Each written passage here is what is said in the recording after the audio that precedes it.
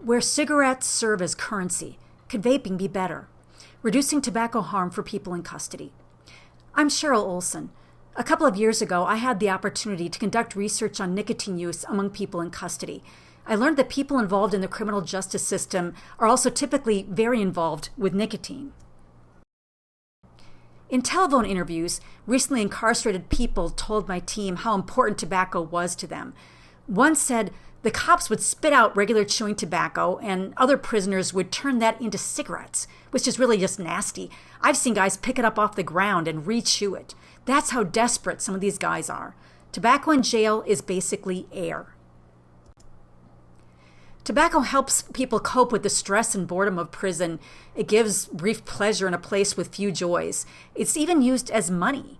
Another person released from custody told us, whether you smoke or you don't smoke, tobacco was the currency. People in custody smoke at multiple times the rate of the general population in the U.S. and around the world. This is not surprising. They are far more likely to have the kinds of disadvantages associated with high smoking rates and low quit rates. They're less educated, poorer, many have experienced trauma. The U.S. Bureau of Justice Statistics says that prior to entering prison, almost half of new inmates would meet criteria for a substance use disorder.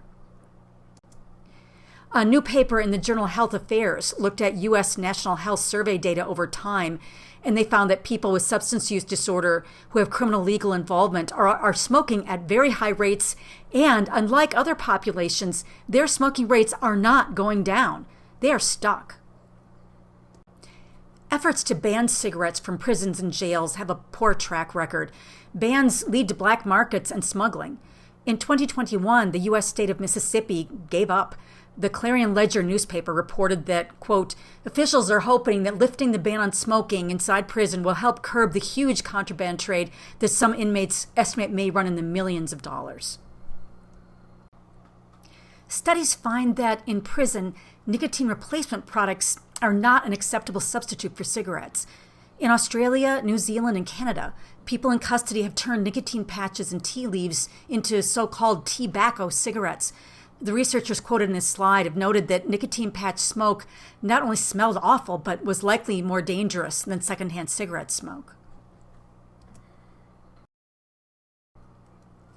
In response to these challenges, some jails and prisons have turned to e-cigarettes. Several U.S. companies have made vapes especially for inmates. No metal so it can't be weaponized, transparent to prevent smuggling, and tamper-resistant with tracking barcodes.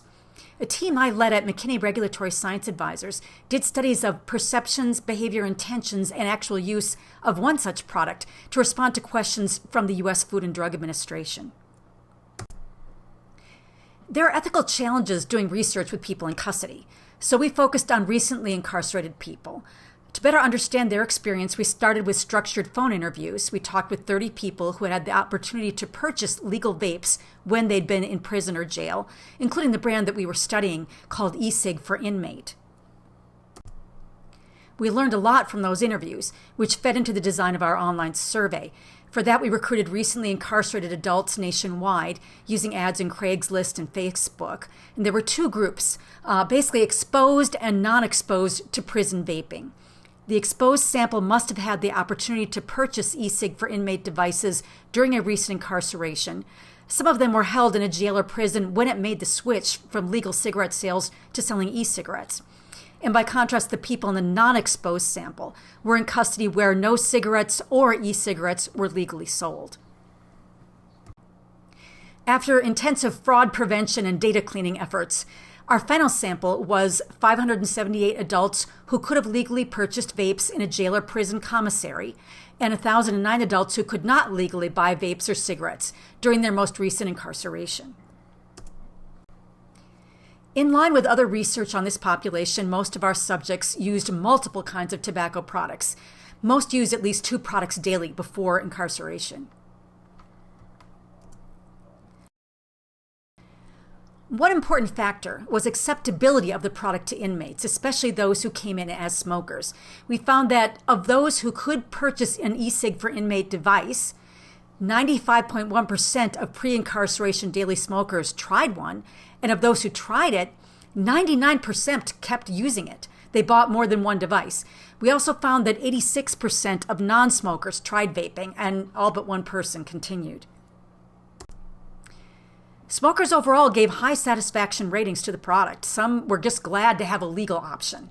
As one said, that's the only choice. It's either going to be do that or do nothing forward. That's really the main thing, is you don't have a choice. Beggars can't be choosers. Another said it wasn't a matter of trying to deciding. It was a matter that I had to. No matter what they had, even if they had anything that's even remotely related to smoking or vaping or chewing tobacco or cigars, I wasn't being picky. Others talked about positive attributes or effects. It's just like a little treat. When you're in jail, there's nothing good. The only things good are visitation and phone calls. Or I needed to relax because it helps me quiet down and calm down. And the ultimate test, one person who was in a state prison when the commissary switched from selling cigarettes to selling vapes told us it took probably about 6 months after tobacco was taken out that e-cigs became a currency. Studies find that people incarcerated where smoking is banned typically resume smoking once back home. Did the experience of vaping while incarcerated make a difference after release? It may have. Our survey found that more of the people who used e-cig for inmate while incarcerated came out as dual users, about half vaped before versus 3/4 after. Other studies suggest dual use, moving from smoking only to smoking and vaping, is a positive step toward reduced harms. Also encouraging, 1 in 10 pre-incarceration daily smokers who used e-cig for inmate while in custody no longer were smoking daily, and the use intentions for the future were trending away from cigarettes. Our telephone interviews with formerly incarcerated people and comments left in the survey supported what we saw in published research, that contraband tobacco is easy to obtain. As one said, the black market is always going to be there. For example, in the non-exposed sample that had no legal access in prison to vapes or cigarettes, half of the people who smoked daily before prison admitted to smoking at least one illegal cigarette in their officially smoke-free facility.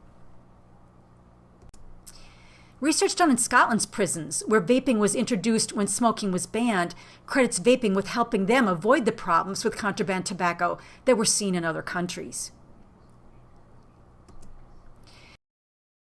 In short, from a public health perspective, the reality isn't that incarcerated people face a choice between vaping and not smoking. It's a choice between legal vaping and illicit tobacco use. After doing this research and discussing it with my public health colleagues, I found that the plight of incarcerated people serves as a pure and clear illustration of the need for tobacco harm reduction. Even people who were initially negative will say, well, okay, I can see a role for vaping with this population. That recognition creates an opening for a dialogue about harm reduction based on data. Thank you.